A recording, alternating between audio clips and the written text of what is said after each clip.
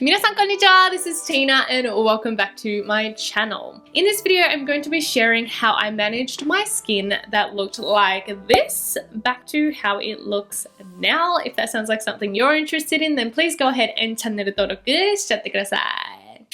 しちゃいなよ。So a little over a month ago, my skin went through something it never had before. I came down with a case of undiagnosable skin. It sounds kind of intense when I say it like that. It is not that bad. I'll kind of explain what happened later. And you guys may have seen it a little bit because I did briefly talk about it on my YouTube and Instagram. So this condition consisted of two main things. The first thing was that I got really small bumps all over my skin, especially my forehead. Someone did mention that maybe I had fungal acne, but the thing was these bumps weren't filled with pus. It wasn't actually pimples. It was literally just texture to the point where it felt really rough under my fingers when I would apply skincare and stuff, but it was just bumps. Like they didn't have that kind of pus or like pore clogged kind of look to them, if that makes sense. Second thing was I had flare-ups. So my skin got really red, itchy, inflamed. Sometimes it would even hold heat, like it felt hot to the touch. This would sometimes last like an hour, sometimes last half a day. So it was kind of like a temporary thing that happened every now and then. I struggled with these things for probably 3 to 4 weeks at its kind of worst. So in this video, I'm going to go through how I kind of managed it and recovered from it. If you do have a serious skin condition, obviously please visit a doctor or a dermatologist. I did go see a pharmacist and a GP for my skin. Unfortunately, I couldn't see a derm because it's quite expensive and a really long wait to book in a dermatologist over here. So I kind of just like dealt with it. If there is something seriously up with your skin or anything else, consult a doctor and don't take my words of advice for that. But this was my personal experience through my undiagnosable skin condition. So when it first started happening, obviously I went through like a checklist of things that it possibly could be to try kind of eliminate or narrow down the reason of why it happened. So the first thing was food allergies. I don't generally have any allergies to food, but of course we can develop them at any point in time, even though we hadn't suffered it from the past. I was pretty quick to rule this out just because the condition was only on my face. It was nowhere on my body, and oftentimes with food allergies it will appear somewhere on the body as well. And I hadn't really changed my diet at that point. I pretty much eat anything all of the time. Maybe I should have dug a little bit deep into it, but now with my skin recovered, like I haven't changed my diet, so I think I can pretty confidently say that it wasn't food. Next kind of checkpoint was hormones. When it first started, it was like a week before my period, so I thought maybe it was a hormone imbalance. I thought I would kind of just pay attention to the timeline and see if it happened again at the same time the next month. But the actual condition lasted for like 3 weeks, so I was like, well, that's pretty much a whole cycle. And I went through pre-period, during my period, and post-period, and it didn't really change. So I was like, okay, it's probably not hormones, so I ruled that out. Next was probably a pretty obvious point, and the point that both the pharmacist and the GP made was possible new skincare or makeup. Obviously this is going to be a big factor for someone like me because I try out a lot of new skincare products. When I went to the doctor, I explained to them that the inflammation happened a lot on my cheeks and my eyes, and I feel like they got that stuck in their head, and they're like, maybe to eye makeup. I see you wearing eyeshadow and stuff, and I'm like, I'm pretty sure it's not my eye makeup, because when it started we were in lockdown, so I wasn't wearing any makeup. I probably wore it like once a week when I filmed, but the condition did start when I wasn't wearing any makeup, so I was like, But anyway, I will listen to your advice, and I took that in. And then the last couple were kind of things that came up when I was talking to Logan as well as his mum, because she used to be a doctor. We talked about the fact that it could be climate change.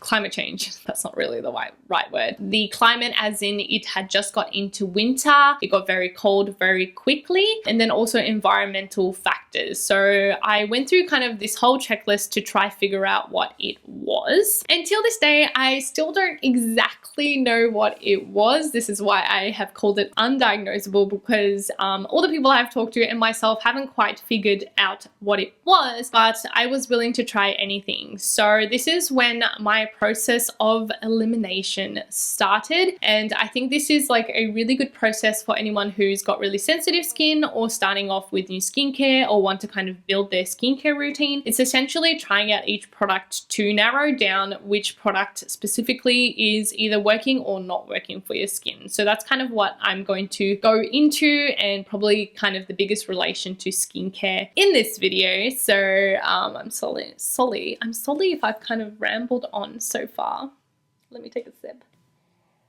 We did get out of lockdown when I still had some of my issues, and I went down to just wearing mascara, I think. Yeah, mascara was all I wore to work. So I really wasn't wearing like any skincare, and I mean, not skincare, makeup. And I don't think it really changed anything. And I think it was just the fact that my eyes were like a delicate area, and that was the reason why the eye area kind of got inflamed and dry really easily. I don't think it was specifically because I was wearing makeup. Another thing I started doing was taking ibuprofen, which is like a really weak painkiller that helps with inflammation. So I started taking ibuprofen and also antihistamines every day to help with inflammation of my skin, and then also the allergies. I do have pretty high allergy to like certain pollen and plants, as well as dust. So I think that could probably be one of the reasons to why my skin was going through it. And now for the skincare routine that I was doing, I would barely call it a routine. I only used 2 products. This was the absolute minimum that I could be okay with, I guess. So I actually was using Cerave. Now, this is the first time I was using Cerave, like ever. I was using the hydrating cleanser and then also the moisturizing lotion. Obviously, I had heard many great things about this brand, except I rarely buy Western, and it's just not very exciting. Obviously, it's very basic, but the pharmacist also recommended me to use something really gentle. So I was like, sure, I will go with these. At this point, these were the only 2 products that I used. In the AM, I often didn't cleanse with anything. I just rinsed with lukewarm water just to try reduce the amount of moisture that got stripped from my skin. I applied this lotion, and that was it.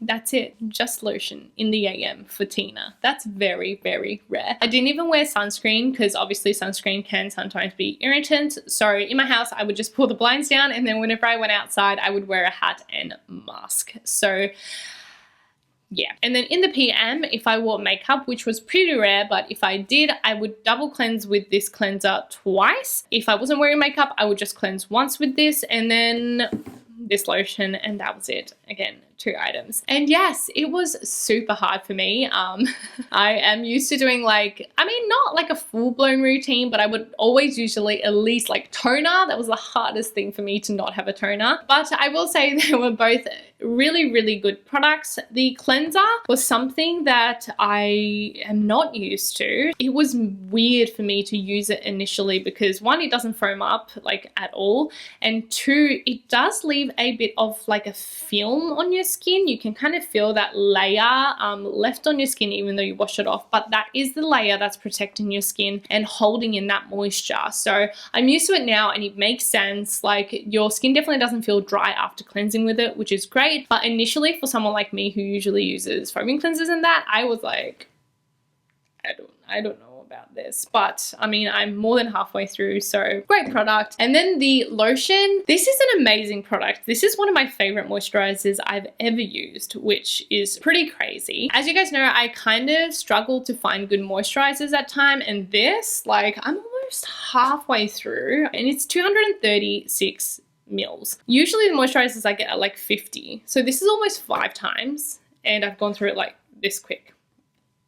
It's really good. And it is also the kind of perfect balance between moisturizing enough but not being greasy. Like, it really softens your skin and plumps it, but it doesn't feel sticky or greasy at all. So I loved that about this moisturizer as well. Both of them do use ingredients like ceramides as the main ingredient. Also has glycerin, which is a great humectant, and hyaluronic acid. So they've got ingredients that's really going to work to rehydrate, replump, and kind of protect that skin barrier. So I did this routine for probably a week and a half. My skin did start to calm down, whether it was actually the skincare or not, but I will say my skin felt quite dry or dehydrated, I should probably say, because this is moisturizing and it's definitely moisturizing enough.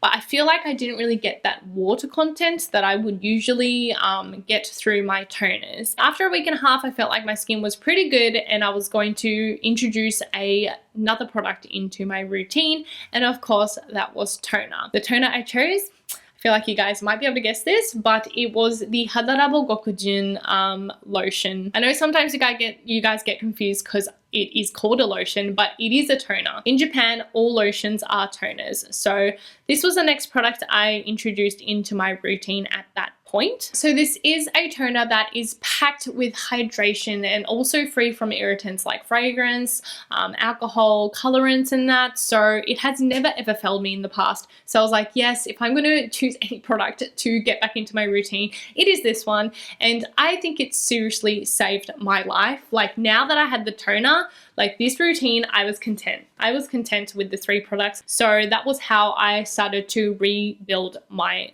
skincare routine. So at this point, my skin was pretty okay. Like the flare-ups had stopped. They weren't really happening anymore. And the texture was still there, but it was slowly dying down. And I was just glad I wasn't getting the flare-ups because they were like, they could be quite painful at times and really itchy. Like I would be going to sleep and it's just like itchy, but I can't itch it.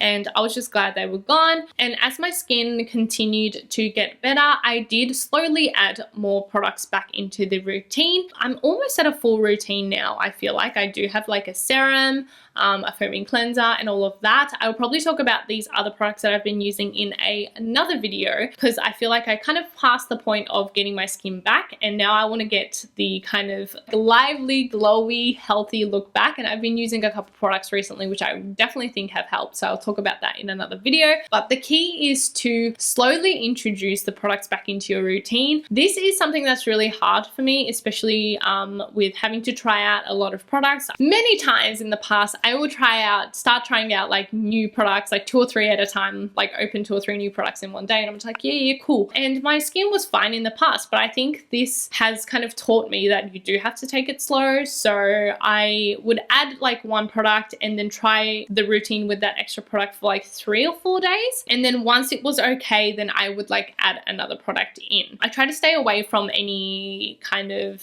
intense products like actives. I didn't really use any vitamin C or anything. Retinol, I don't really use it anyway, but I didn't include anything that was like active ingredients. Exfoliating, I still have not been exfoliating like at all. I have been using like a toner with a very small amount of LHA or like the toner pads, but I haven't used any intense exfoliants. And then I've also kind of been avoiding masks or extra products that aren't kind of necessary or core to a skincare routine. And I think my skin has been looking great. Obviously I'm wearing makeup and that, but I will insert footage of how my skin looked just before I started filming this video.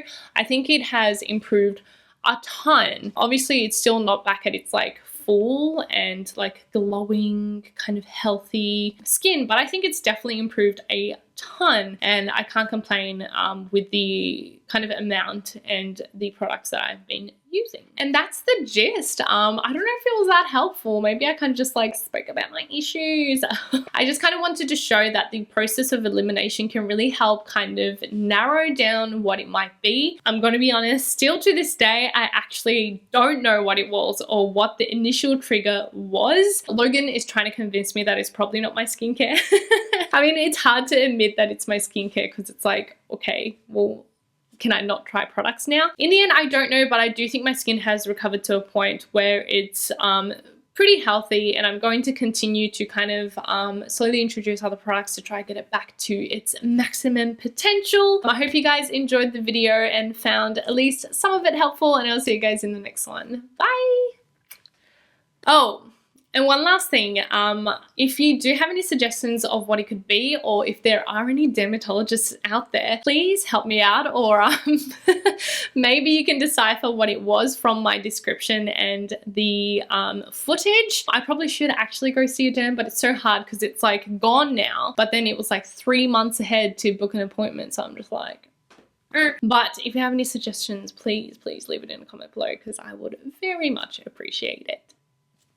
Okay.